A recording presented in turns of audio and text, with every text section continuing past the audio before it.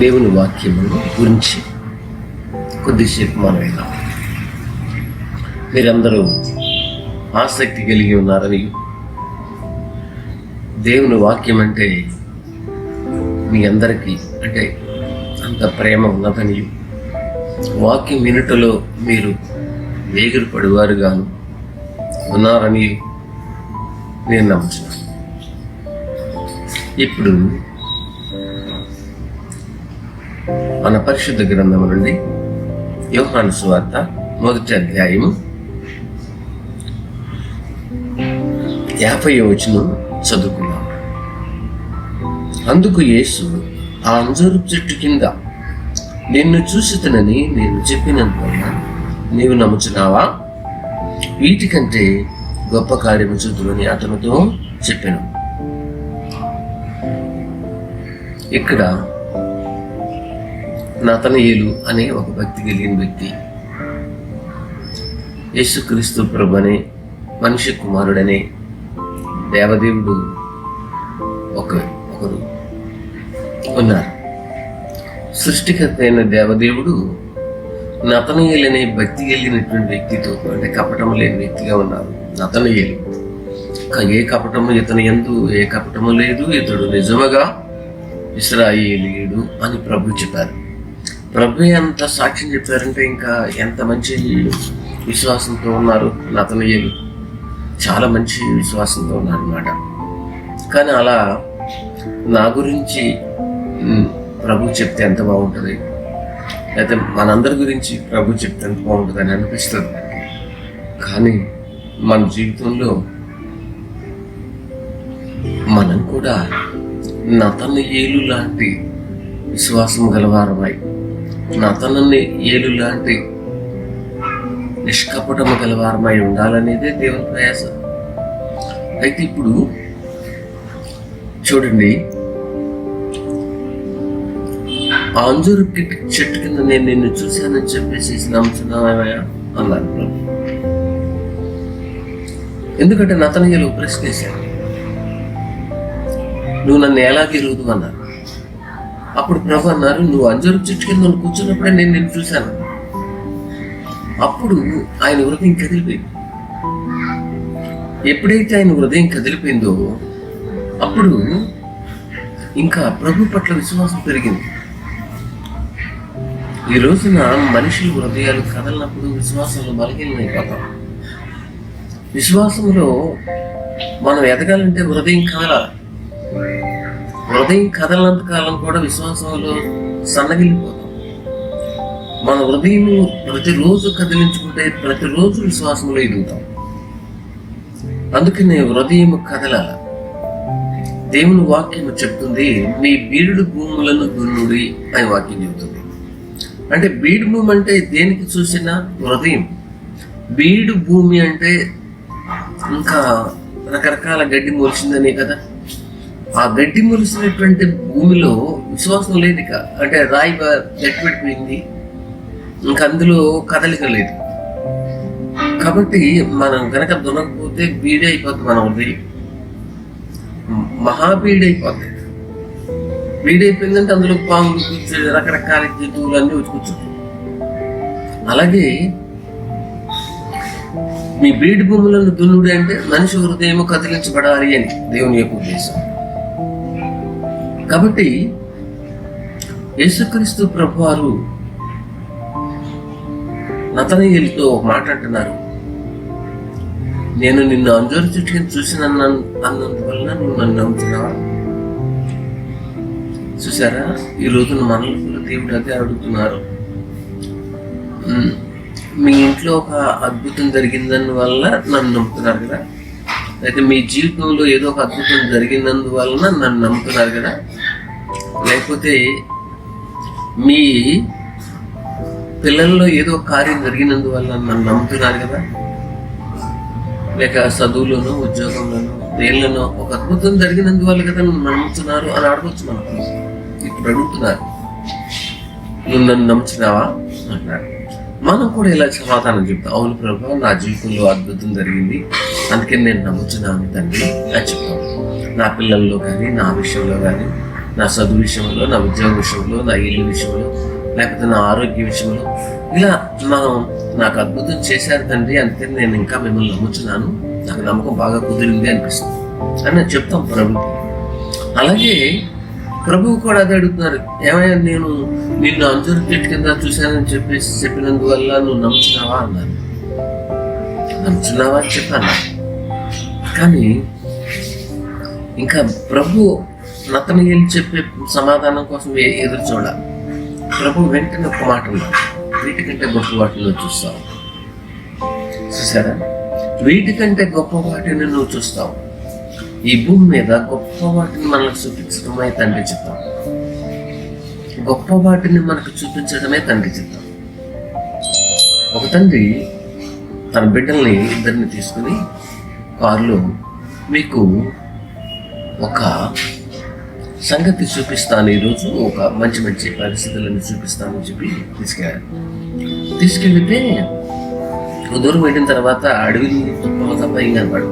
ఏం డాడీ మీరు ఏదో చూపిస్తానన్నారు, ఏం కనపడలేదు అన్నారు. కానీ చూపిస్తాను అంటున్నారు. ఇంకొంచెం దూరం వెళ్ళిన తర్వాత ఏం డాడీ అసలు బండలు తప్ప కొండలు తప్ప ఏం కనపడలేదు అని అన్నారు. లేదు ఇంకా చూపిస్తాను అంటున్నారు. కానీ సడన్ గా ఇంకొంచెం దూరం వెళ్ళగానే ఒక గొప్ప పరిస్థితి ఏంటంటే అక్కడ ఒక పెద్ద గేట్ ఉందట. ఆ పెద్ద గేటు గుండా లోపలికి వెళుతున్నప్పుడు ఏం డాడీ పెద్ద గేటు కనపడుతుంది అని చెప్పన్నారు. సుదురుగా ఉన్నారు. పెద్ద గేట్ నుంచి లోపలికి వెళ్ళిన తర్వాత ఆ లోపల అసలు గొప్ప మహాపట్టణము,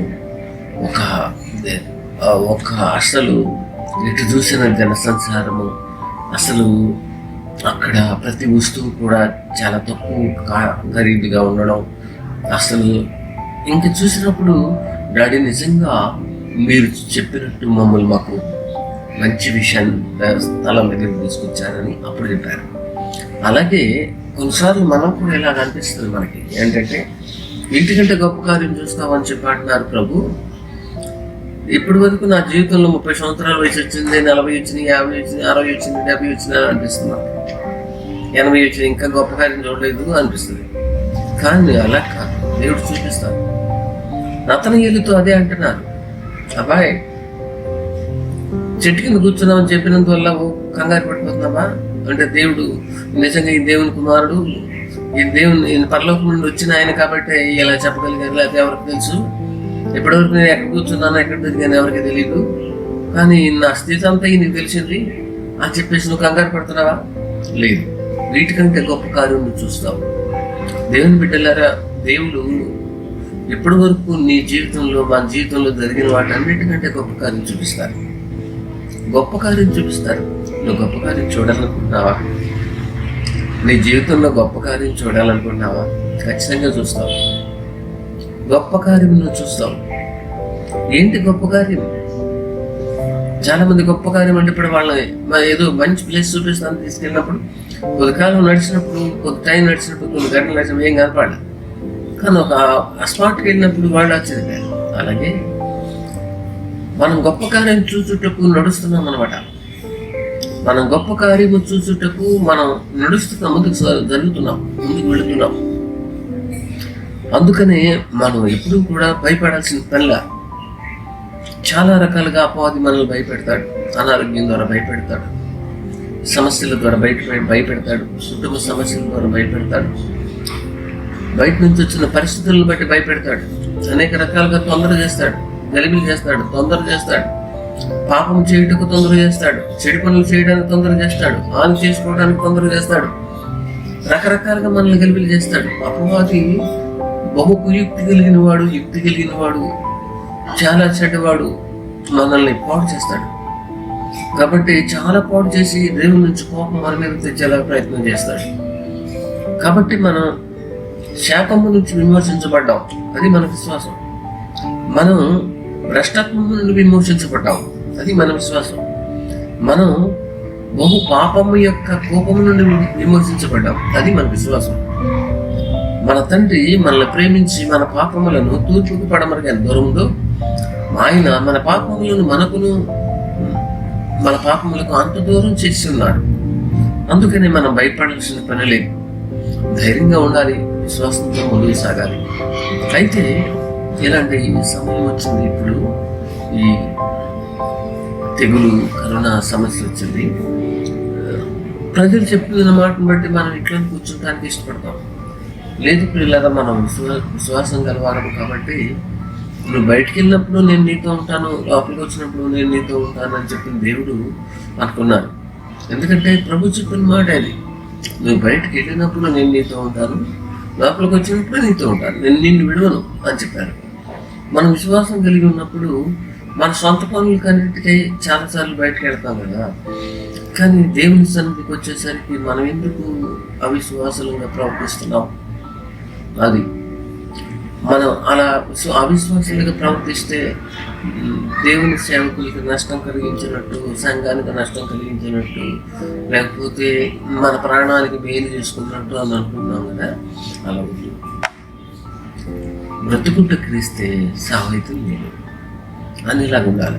బ్రతుకుంటే క్రీస్తే సావైతే నీరు అనేలాగా మనం బతికేయాలి. కానీ మనం మరణానికి భయపడి మనం, అది కూడా ఎప్పుడు తెలుసండి, మరణానికి మన సొంత పనులకు వెళ్ళేటప్పుడు మరణానికి భయపడలా. మన సొంత పనులు, మన సొంత పరీక్షలు, మన సొంత విధానంలో వెళ్ళినప్పుడు, మన సొంతగా మనకు కావాల్సిన వాటి కోసం వెళ్ళినప్పుడు మరణానికి భయపడలా. అక్కడ వైరస్ లేదంటారా? మరి ఉందా లేదా? ఉంది. మరి అక్కడ వైరస్ లేదా? ఉంది. మరెందుకు భయపడలేదు? అది మన అవసరం. అందుకని మనం భయపడలా. మరి చర్చకు వస్తే ఎందుకు భయం వేసింది? చర్చకు వస్తే మనిషికి వైరస్ ఎందుకు భయం వేసింది? చర్చకు వస్తే దేవుడు మనకు సహాయం చేస్తారంటారా? అవిశ్వాసం. చర్చకు వస్తే దేవుడు మనకు సహాయం చేస్తారంటారా? మా సొంత పనులకైతే అక్కడ సహాయం చేస్తారు, చర్చకు వస్తే సహాయం చేయరు కదా. చూస్తారా మనం ఎంత విశ్వాసములో వెనకబడిపోయి అవిశ్వాసంలో కుట్టుకుపోతున్నాం.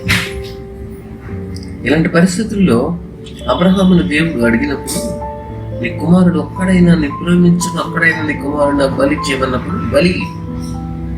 చేయమన్నప్పుడు ఆయన అవిశ్వాసంతో ఉంటే, తండ్రి నా మందల్లో కానీ, నా గోవుల్లో కానీ, లేకపోతే నా దగ్గర 318 మంది అలవాటు చూడని జనం ఉన్నారు, కుటుంబాలు ఉన్నాయి, వాళ్ళల్లో కానీ ఎవరినైనా కోరుకోండి, లేక అప్పటికే లేట్ అయిపోయింది అని చెప్పేసి అట్లా ఆయన విశ్వాసం కాపాడుకున్నారు.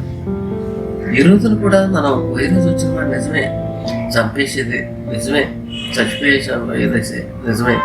కానీ ఈ టైంలో మనం దేవుని సన్నిధిలో కనపడకుండా మనం ఆదివారం ఎక్కడ కనపడుతున్నాం?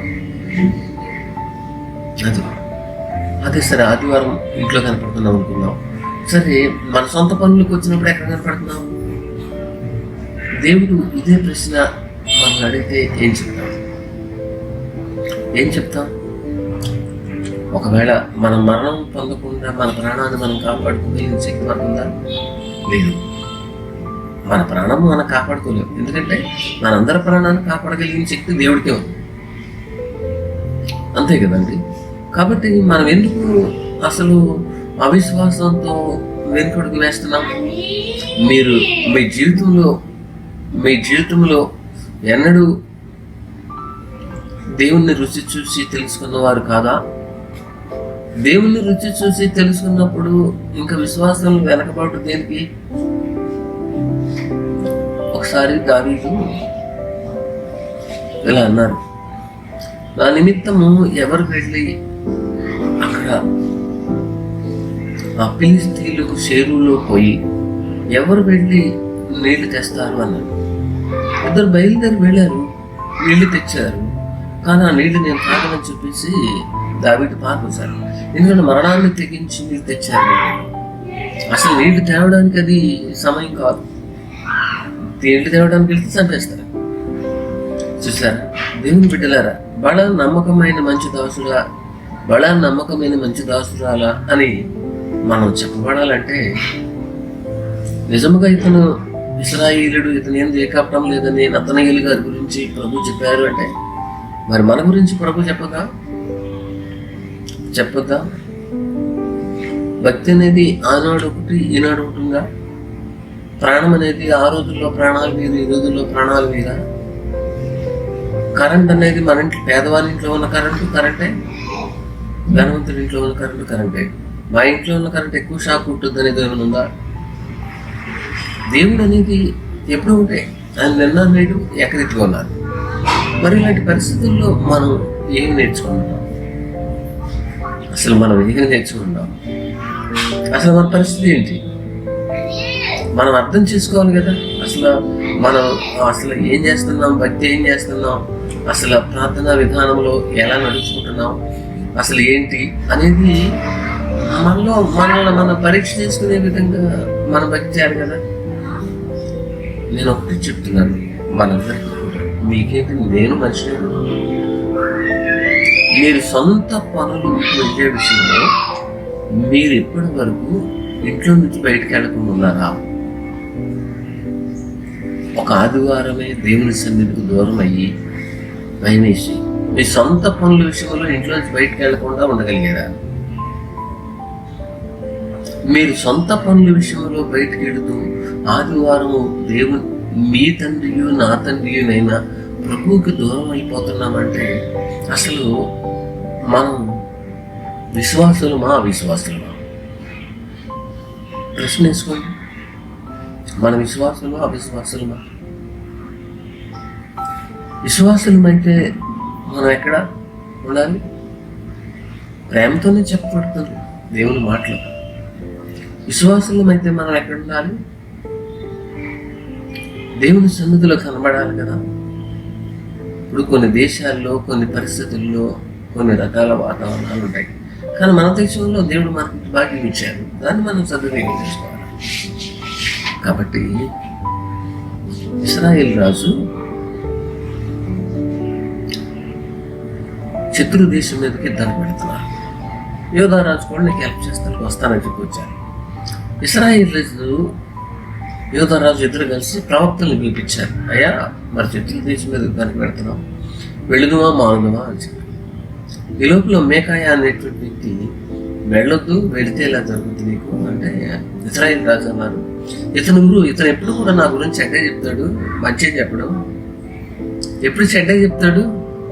అందుకని ఇతనంటే ఇతను ఏందో నాకు ఈర్ష్య కళ ఉంది, నాకు అసలు ఇతని మాటల మీద నాకు ప్రేమ లేదు అని అన్నారు. కానీ ఆ మేకాయ ప్రవక్త ఏం చెప్పాడు? అయ్యో, నీ పరిస్థితి అయిపోతుంది, క్షేమంగా ఇంటికి రావద్దు, యుద్ధానికి వెళ్తారు. చూసారు, నా గురించి కీడే చెప్పాడు కదా. నిజంగా ఇశ్రాయేలు రాజు ఇతను ఎలా చెప్తాడు? నేను వచ్చే వరకు క్లేశాన్ని పెట్టి జైల్లో పడేసి ఉంచాను. ఇతను యుద్ధానికి ఎలా వెళ్ళారో తెలుసండి, మారువేషం వేసుకుని వెళ్ళారు. అంటే ఇశ్రాయేల్ రాజు కాదు అన్నట్టు వేరు వస్త్రాలు వేసుకుని, యోధా రాజు తన వస్త్రాలు వేసుకున్నారు, ఇశ్రాయేల్ రాజు వేరు వస్త్రాలు వేసుకుని వెళ్ళారు. కానీ ఒకడు గురి చోటకయ్యే బాణం వదిలితే అది ఇక్కడ వేసుకున్న బొందుల కవచముల సందుల నుంచి దూరి ఇశ్రాయేల్ రాజుని పడగొట్టింది. అసలు బొందుల కవచం ఎంత ఉంటుందంటే అంత కూడా ఉండదు, చిన్నగా ఉంటుంది, చిన్నగా ఈ సందులో దూరింది బాణం. గురి చూడాలంటే అసలు గురి కూడా చూడాల, మరి ఎట్లా దూరింది అది? అలాగే మరణం అనేది మనం దాక్కుంటే ఆగుతుందండి.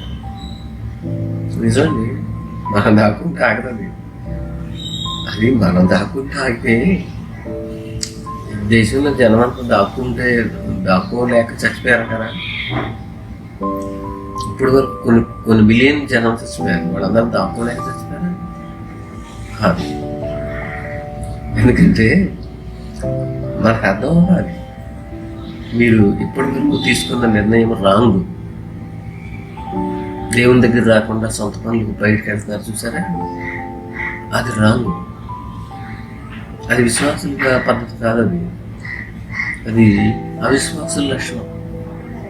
ఎవరి మాట మీరు అట్లా దూరం అయిపోతున్నారు? ఎవరి మాట మీరు అట్లా దూరం అవుతున్నారు? అది మీకు మంచిదా? అంటే ప్రాణాన్ని మీరు కాపాడుకోగలరు, నేను కాపాడుకోగలను, దేవుడు మన ప్రాణాన్ని కాపాడలేదు, అంతే కదా. అంటే ప్రాణం మన చేతిలో ఉందండి, ప్రాణం మన చేతిలో ఉందని ఆయన సెలవు లేకుండా భోజనం చేసి తృప్తి పొందితే ఎవరికి సాధ్యం? ఎవరికి సాధ్యం కాదు.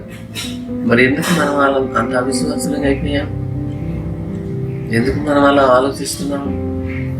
ఇప్పుడే మీలో ఒక పట్టుదల రానివ్వండి, ఇప్పుడే మీలో ఒక నిరీక్షణ రానివ్వండి, దేవుడు ఉండక నాకు భయం ఏంటనేటువంటి ఒక పట్టుదల రానివ్వండి, విశ్వాసం రానివ్వండి. అది అంత మంచిది. కాబట్టి దేవుని బిడ్డలారా, యేసుక్రీస్తు ప్రభువారు మాట్లాడుతూ వీటికంటే గొప్ప కార్యము చూస్తామన్నారు. మనం వీటికంటే గొప్ప కార్యం ఎప్పుడు చూస్తాం? ఎప్పుడు చూస్తాం? విశ్వాసములు వెనకబడినప్పుడు, భక్తులు వెనకబడిపోయినప్పుడు, ప్రాంతాలు వెనకబడిపోయినప్పుడు, మన సొంత విధంగా ఇంట్లో కూర్చున్నప్పుడు మనం గొప్ప కార్యం చూస్తామా? ఎట్లా చూస్తాం? విశ్రాంతి దినమునకు యేసు ప్రభు అని ఏమైనారు? ప్రభు అన్నారు. ఆయన విశ్రాంతి దినమునకు ప్రభు అయినప్పుడు మనం గొప్ప కార్యం చూడాలంటే విశ్రాంతి ప్రభు అయిన ప్రభు దగ్గరికి మనం ఉండాలిగా. దేవుని బిడ్డలారా, ఏమండి, ఒక అబ్బాయి ఇలా చెప్తున్నాడు, నాకు చదువుకోవడానికి అవకాశాలు లేక చదవలేదండి. ఎందుకంటే మా ఊరు చుట్టూ గోదావరి నది, ఎటు వెళ్దామన్నా అసలు మా వల్ల కాలేదు, అందుకే చదువుకోలేదు. ఇంకొక అతను అన్నాడు, మా ఇంటి చుట్టూ ఎడ్యుకేషన్ డిపార్ట్మెంట్లు, ఎడ్యుకేషన్ ఆఫీసులు, లేక ఎడ్యుకేటెడ్ కాలేజీలు ఇవన్నీ ఉన్నాయి, కానీ నాకు కూడా చదువుకోవడానికి ఇంట్రెస్ట్ లేదండి అన్నాడు. ఇప్పుడు ఆ వ్యక్తికి ఈ వ్యక్తికి తేడాకి ఏమండి, అతనేమో ఏమి అవకాశం లేక చదవలేదు, ఇతను అన్ని అవకాశాలు చదవలేదు. మనం భక్తి చేయడానికి అవకాశం ఉంది, భక్తి చేయకపోతే దాన్ని ఏమంటారు చెప్పండి? భక్తి చేయడానికి అవకాశం ఉండి కూడా భక్తి చేయట్లేదని తన అర్థం ఏంటి? ఎవరు రేపు మనల్ని రక్షించడానికి వస్తారు? ప్రభా నన్ను రక్షించము అంటామా? మన సలహా ఇచ్చిన వాళ్ళు రమ్మని చెప్పి రక్షించమంటామా? కాబట్టి నీ నమ్మకమును ఇప్పుడే బయటకు తీయండి. మీ అవిశ్వాసమును ఇప్పుడే బయటకు తీసి పొదలు పెట్టండి. వద్దు, అలా చేయదు, అది మంచిది కాదు. ఎప్పటి వరకు మనం తీసుకున్న నిర్ణయాలు రాంగ్, తప్పు, అది మనకు మంచిది కాదు. చూసారా, ఇంటికంటే గొప్ప కార్యములు చూడాలంటే అంటే ఈ రోజే మన కాలం గడిచిపోయిందా? మనం అనుకుందాం ఈ రోజే కాలం గడిచిపోయిందా? ఇంకా లేదా కాలం? ఇవాళ వైరస్ వస్తుందని భయం వేసి నోళ్ళు కూర్చుందాం. వైరస్ ఎప్పుడు పోతుంది ఏమో. అందుకని ఇప్పటికైనా మించిపోయింది ఏం లేదు. ఎప్పటికైనా మనం దేవుని విషయంలో చాలా దేవుని బాధ పెట్టాం, లెక్కలేని దినములు ప్రభువుని మర్చిపోయాము. కానీ ఇక కూడా మీరు అలా ఉండడం మంచిది కాదు. ఈరోజు ఆహారం మాకు ఇచ్చారు, డబ్బు ఇచ్చారు, ఇల్లు వాకిలు ఇచ్చారు, బట్టలు ఇచ్చారు, గాలిని ఇచ్చారు, పిల్లలు ఇచ్చారు, అది ఇచ్చి తృప్తి పడమన్నారు. కానీ తృప్తి పడుతూ దేవుణ్ణి ఏమో అసంతృప్తి గురి చేస్తున్నాము. అది సరే. వీటికంటే గొప్ప కార్యములు చూద్దామని చెప్పి ప్రభు చెప్పారు. ఇప్పుడు ఆయనలో ఒక ఆశ్చర్యం కలిగింది. వీటికంటే గొప్ప కార్యం చూస్తారన్నారు, ఏంటి ప్రభు అని చెప్పేసి ఆశ్చర్యంగా చూస్తున్నారు ఆయన. అవును, వీటికంటే గొప్ప కార్యములు మనం చూడాలి. దేవుడి దగ్గరికి వచ్చిన ప్రతి వ్యక్తి వీటికంటే గొప్ప కార్యములు చూపించగల శక్తి దేవునికి మాత్రమే ఉంది. మనం ఏం చూపించగలం? మన పిల్లలకు గొప్ప కార్యం ఏం చూపించగలం? దేవుడే మనకు చూపించాలి. వీటికంటే గొప్ప కార్యములు చూస్తాం. దేవుని బిడ్డలారా, మనం అర్థం చేసుకున్నాం. ప్రభు చెప్పిన మాట నతనీయులకి చాలా ఆశ్చర్యం కలిగించింది. వీటికంటే గొప్ప కార్యం చూస్తాం. ఎదురు చూస్తున్నారు. ప్రభా, గొప్ప కార్యం, వీటికంటే గొప్ప కార్యం ఏమున్నాయో, ఇంకేమున్నాయో అనేటువంటి ఆలోచన వస్తుందిగా.